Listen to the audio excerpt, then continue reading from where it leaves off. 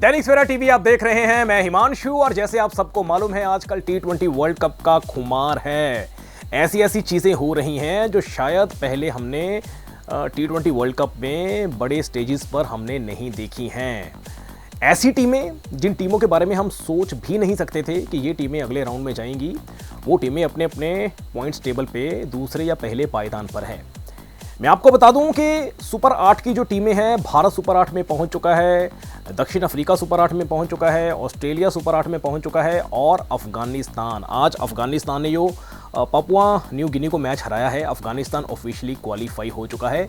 और एक Kane Williamson एक ऐसा शख्स है, ऐसा प्लेयर है जिसके ऑल ओवर द वर्ल्ड बहुत फैंस हैं, खास करके भारत में, और उसके लिए बुरा फील हो रहा है कि केन विलियमसन, उसकी टीम न्यूजीलैंड इस बार के T20 विश्व कप से बाहर हो चुकी है। आपने बिल्कुल ठीक सुना, वो टीम जिस टीम को केन विलियमसन ने पिछले कुछ सालों में पूरी कोशिश की कि वो T20 वर्ल्ड कप जीतें, कभी सेमीफाइनल में, कभी फाइनल में वो हारे। 2021 का जो वर्ल्ड कप था, T20 वर्ल्ड कप था, ऑस्ट्रेलिया से वो हारे थे फाइनल। उसके बाद जो पिछला T20 वर्ल्ड कप था उसमें वो सेमीफाइनल हारे थे। और इस बार न्यूजीलैंड की टीम ग्रुप स्टेज से ही बाहर हो चुकी है। चाहे जीते चाहे हारे, केन विलियमसन का हमेशा एक ही रिएक्शन होता है, वो हमेशा स्माइल करते हैं और हमेशा हर चीज़ को पॉजिटिव लेते हैं। बट फिर भी एज एन फैन उनके लिए दुख हो रहा है कि एक ट्रॉफी वो डिज़र्व करते थे। अब केन विलियमसन उम्र के उस पड़ाव में है कि शायद वो अगला T20 वर्ल्ड कप ना खेलें। खेलते हैं तो बहुत अच्छा होगा, बट अभी से इस वर्ल्ड कप के बाद शायद जब ये T20 वर्ल्ड कप ख़त्म होगा तो शायद बहुत से प्लेयर्स ऐसे होंगे जो हमें अगली बार T20 वर्ल्ड कप में नहीं दिखेंगे। केन विलियमसन वो हो सकते हैं, ऑस्ट्रेलिया के डेविड वार्नर हो सकते हैं, भारत के विराट कोहली, रोहित शर्मा हो सकते हैं। तो शायद ये इन लोगों का आखिरी T20 वर्ल्ड कप होगा। खैर, आज के मैच की बात करते हैं। आज मुकाबला है USA का आयरलैंड के साथ और फ्लोरिडा में ये मुकाबला है। और आपको जानकर ये पाकिस्तान के फैंस को निराशा होगी, ख़ास तौर पर कि वहाँ पर बारिश हो रही है पिछले 2 दिन से जहाँ पर मुकाबला है। और अगर बारिश होती है, अगर बारिश के कारण, बारिश लगातार होती रहती है, बारिश नहीं रुकती, क्योंकि मुझे लग रहा है कि 90% चांसेस शायद ये होंगे कि मैच नहीं होगा, क्योंकि फ्लोरिडा का मैदान ऐसा मैदान है जहाँ पर ड्रेनेज सिस्टम इतना अच्छा नहीं है। वहाँ पर रेगुलर इंटरनेशनल मैचेस नहीं होते हैं, तो इतनी फैसिलिटीज़ नहीं है वहाँ पर। कल रात तक वहाँ पर फ्लड जैसी सिचुएशन थी फ्लोरिडा में, और आज सुबह बारिश रुकी थी, शाम को फिर बारिश लिखी हुई है। सो अगर मैच नहीं होता तो USA उसको 1 पॉइंट मिल जाएगा और उसी के साथ पाकिस्तान की टीम ऑफिशियली इस बार के विश्व कप से बाहर हो जाएगी। और अगर USA जीत गया फिर भी, और अगर मैच होता है और USA मैच हारता है, फिर पाकिस्तान इस टूर्नामेंट में जिंदा रहेगा। और पाकिस्तान को अपना आखिरी मुकाबला आयरलैंड के साथ खेलना है और उनको वो मुकाबला जीतना पड़ेगा। बट सबसे बड़ी बात, क्या आज बारिश मज़ा किरकिरा कर सकती है, और अगर बारिश होती है तो पाकिस्तान सीधा ऑफिशियली बाहर हो जाएगा। कहीं ना कहीं पाकिस्तान खुद इस चीज़ के लिए जिम्मेवार है। मैं अक्सर कहता होता हूँ कि जब भी इतने बड़े टूर्नामेंट्स होते हैं ना, जब भी ग्रुप्स में टीमें डिवाइड होती हैं, तो सबसे पहली कोशिश होती है आप शुरुआती जो 1-2 मैचेस है ना, चाहे बड़ी टीम के अगेंस्ट है चाहे छोटी टीम के अगेंस्ट है, आप वो मैचेस जीतिए। आप याद कीजिए, जब 2021 का T20 वर्ल्ड कप था तो भारत शुरुआती मैचेस हार गया था, पाकिस्तान से मैच हार गया था, न्यूजीलैंड से मैच हार गया था, उसके बाद भारत की वापसी हुई नहीं, भारत अगली स्टेज में जा ही नहीं पाया।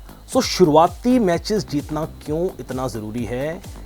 बाद में कुछ नहीं पता होता किसी भी देश के मौसम का, बारिश आती है, मैच धुल जाते हैं, फिर 1-1 पॉइंट पर बात आती है।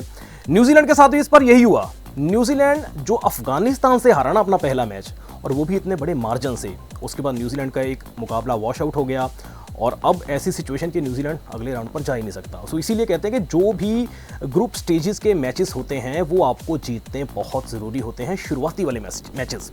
सो अब तकरीबन जो टीमें मैं देख रहा हूँ क्लियर है। अफगानिस्तान ने आज क्वालिफाई कर लिया है, दक्षिण अफ्रीका भी क्वालिफाई कर चुका है और तकरीबन बांग्लादेश भी क्वालिफाई कर चुका है। और भारत के जो सुपर 8 के मैचेस होंगे, 20 तारीख को भारत का मुकाबला अफगानिस्तान के साथ होगा, 22 तारीख को भारत का मुकाबला जो 99% चांसेस है बांग्लादेश के साथ होगा। अगर कोई उलटफेर होता है तो बांग्लादेश या नीदरलैंड्स, इन दोनों में से एक टीम होगी। और 24 तारीख को भारत का सबसे बड़ा मुकाबला होगा सुपर 8 का ऑस्ट्रेलिया के अगेंस्ट।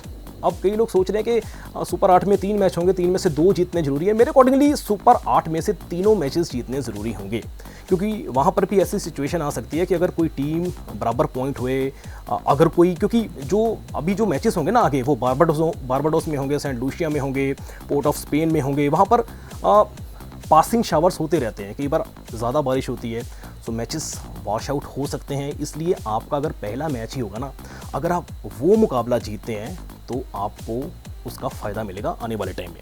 बाकी पॉइंट्स टेबल की बात करें, जो इस वक्त पॉइंट्स टेबल जो टीमें हैं, 4 ग्रुप्स हैं और जो भारत का ग्रुप है, भारत टॉप पर है। 3 में से तीनों मैच भारत ने जीते हैं, 6 पॉइंट्स हैं। यूएसए 3 में से 2 मैच जीता है और 1 हारा है, वो भारत से हारा था, 4 पॉइंट्स है यूएसए के। और पाकिस्तान 3 में से सिर्फ 1 मैच जीता है, 2 हारा है, यूएसए के अगेंस्ट और भारत के अगेंस्ट, और 1 मैच जीत के साथ पाकिस्तान के 2 पॉइंट्स है। कनाडा 3 में से 1 जीता है और 2 हारा है, और आयरलैंड 2 में से 2 हारा है। और आयरलैंड के 2 मुकाबले, अब एक पाकिस्तान के अगेंस्ट है, एक यूएसए के अगेंस्ट है, और अगर आयरलैंड भी दोनों मुकाबले जीता है तो थोड़ा सा इंटरेस्टिंग ये टूर्नामेंट और हो सकता है।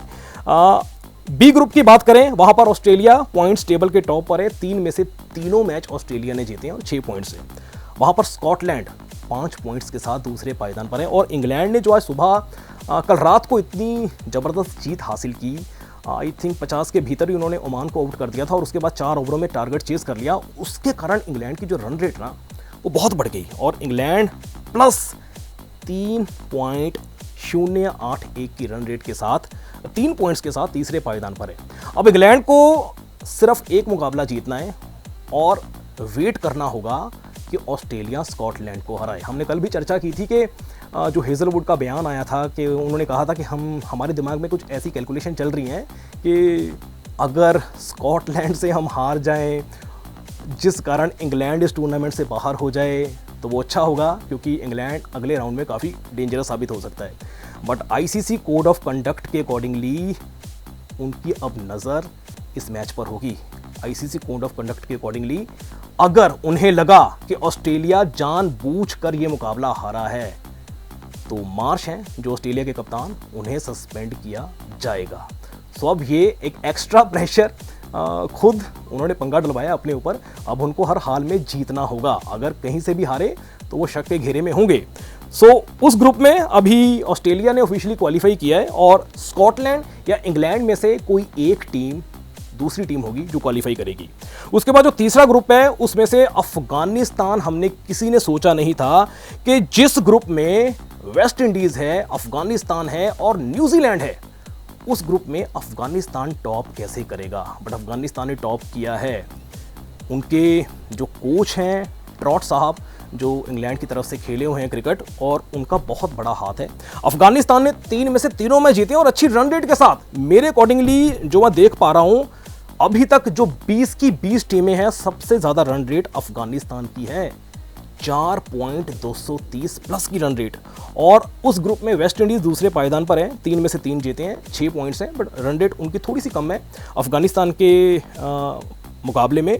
युगांडा 3 में से 1 जीता है, 2 हारा है, 2 पॉइंट्स है। और पापुआ न्यू गिनी 3 में से तीनों हारा है। और सबसे जो बड़ी एक बात हुई है, न्यूजीलैंड अपने दोनों मैचेस हार चुका है, और न्यूजीलैंड अब मैक्सिमम 4 पॉइंट्स तक ही जा सकता है, जो काफ़ी नहीं होंगे सुपर 8 में जाने के लिए, क्योंकि अफगानिस्तान और वेस्ट इंडीज़ दोनों के 6 पॉइंट्स ऑलरेडी हो चुके हैं।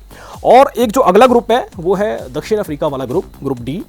उस ग्रुप में है south Africa, Bangladesh, Netherlands, Nepal और श्रीलंका। और इसमें से जो श्रीलंका और नेपाल है वो ऑफिशियली बाहर हो चुके हैं। उनके 3 में से नेपाल ने 2 मैच खेले हैं, 1 पॉइंट है उनका, एक वॉश आउट हो गया था। श्रीलंका ने भी एक वॉश आउट हो गया था और कोई भी मैच नहीं जीता है, 1-1 पॉइंट है उनका। साउथ अफ्रीका 3 में से 3 जीता है मैच और 6 पॉइंट्स के साथ वो टॉप पर है, वो ऑफिशियली क्वालिफाई हो चुके हैं सुपर 8 के लिए। बांग्लादेश 3 में से 2 जीता है, कल रात को उन्होंने नीदरलैंड्स को हराया और 4 पॉइंट्स के साथ बांग्लादेश के अब पूरे चांसेस है सुपर 8 में जाने के। और नीदरलैंड 3 में से 1 जीता है, 2 हारा है। अब सिनेरियो क्या बन रहा है, बांग्लादेश के 1 मैच बचा है और नीदरलैंड का 1 मैच बचा है। अगर तो बांग्लादेश अपना मैच अगला जीत गया तो बांग्लादेश के 6 पॉइंट्स हो जाएंगे और वो सीधे सीधे क्वालिफाई कर जाएंगे। और अगर बांग्लादेश हार गया वो 4 पॉइंट्स पर ही रह जाएंगे, और नीदरलैंड्स अगर अगला मैच जीत गया तो 4 पॉइंट्स उनके भी हो जाएंगे। फिर रन रेट के मामले में दोनों में से दक्षिण अफ्रीका के साथ एक टीम आगे जाएगी। सो सब कुछ डिपेंड होगा बांग्लादेश की हार पर और नीदरलैंड्स की जीत पर। सो ये अभी तक ऑफिशियली ये जो चीज़ें हैं जो अभी तक हम देख रहे हैं कि कौन कौन सी टीमें सुपर 8 में जा चुकी हैं या आने वाले टाइम में जा सकती हैं। सो अफ़गानिस्तान के बारे में मैं एक चीज़ कहना चाहूँगा कि एक ऐसी टीम जो पिछले कुछ टाइम से ही इंटरनेशनल लेवल पर उन्होंने अपना कद बढ़ाया है, और ये इस बार के T20 वर्ल्ड कप की इकलौती ऐसी टीम है जिन्होंने अपने तीनों मैचेस में ऑपोजिट टीम को 100 रन से ज़्यादा रन्स नहीं करने दिए। तीनों मैचों में उन्होंने 100 से नीचे दूसरी टीमों को आउट किया है। युगांडा को उन्होंने 58 रन्स पर आउट किया अफगानिस्तान ने, न्यूजीलैंड को 75 पर आउट किया ऑल आउट, और पापुआ न्यू गिनी को 95 पर। मतलब आप उनकी बॉलिंग देखिए, उन्होंने तीनों टीमों को 100 का आंकड़ा भी छूने नहीं दिया। और जो भारत का पहला मुकाबला होगा ना सुपर 8 का अफगानिस्तान के अगेंस्ट, वो हम बात तो कर रहे हैं कि भाई ऑस्ट्रेलिया के साथ है 24 को, बट मेरे अकॉर्डिंगली भारत की सबसे टफ फाइट होगी अफगानिस्तान की अगेंस्ट 20 तारीख को। उनका जो फारूकी है ज़बरदस्त गेंदबाजी कर रहा है भाई, राशिद खान है, नूर अहमद है, मुजीबुर रहमान है, उनके पूरे बल्लेबाज फॉर्म में हैं, मतलब फियरलेस क्रिकेट वो खेल रहे हैं। और 20 तारीख को भारत के आगे वो बहुत तगड़ा कंपटीशन होगा, और भारत को भी देखना होगा। भारत अब फ्लोरिडा के बाद बारबाडोस में जाएगा, पोर्ट ऑफ स्पेन में, सेंट लूसिया में, जहां पर भारत को एक स्पिनर को खिलाना पड़ेगा। और मुझे जो लग रहा है कि रविंद्र जडेजा, जैसे हमने कल भी बात की थी कि जडेजा को लास्ट मैच में भारत ने एक ओवर भी नहीं दिया रोहित शर्मा ने, और बैटिंग भी नहीं करवाई। सो इससे अच्छा तो फैंस भी कह रहे हैं, और मेरी अपनी राय भी है, अगर आपने जडेजा को ओवर देना ही नहीं, अगर आपने जडेजा को बैटिंग देनी नहीं, तो आप कुलदीप यादव को ट्राई कर सकते हैं उनकी जगह पे, क्योंकि अच्छे बॉलर हैं। और कहीं ना कहीं अब भारत सोचता होगा कि विराट कोहली जो 3 मैचों में फ्लॉप हुए हैं, और एक चीज़ और है, भारत का जो आखिरी मुकाबला है ना, उस मुकाबले में भी बारिश होने के पूरे आसार हैं। सो भारत कनाडा के साथ अगर वो पॉइंट्स टेबल पर कोई फ़र्क नहीं पड़ेगा, बट हाँ आप वहाँ पर एक्सपेरिमेंट के तौर पर अपने प्लेयर्स को और आजमा सकते हैं।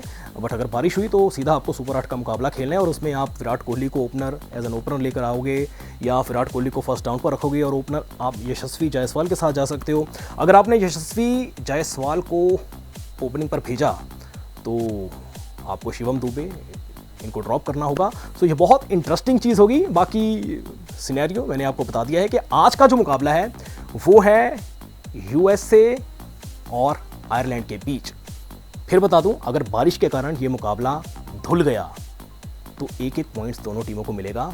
यूएसए का 1 पॉइंट ज़्यादा हो जाएगा, यानी कि पाकिस्तान अगर अपना अगला मुकाबला जीतता भी है तो भी वो यूएसए के पॉइंट्स के मुकाबले पर नहीं आ पाएगा, और पाकिस्तान आज ही ऑफिशियली बाहर हो जाएगा।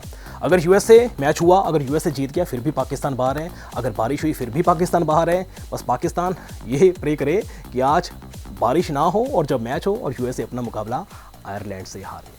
मुझे दीजिए इजाज़त, आपको ताज़ा अपडेट्स क्रिकेट के बारे में बताता रहूँगा। आप देखते रहिए दैनिक सवेरा टीवी। धन्यवाद।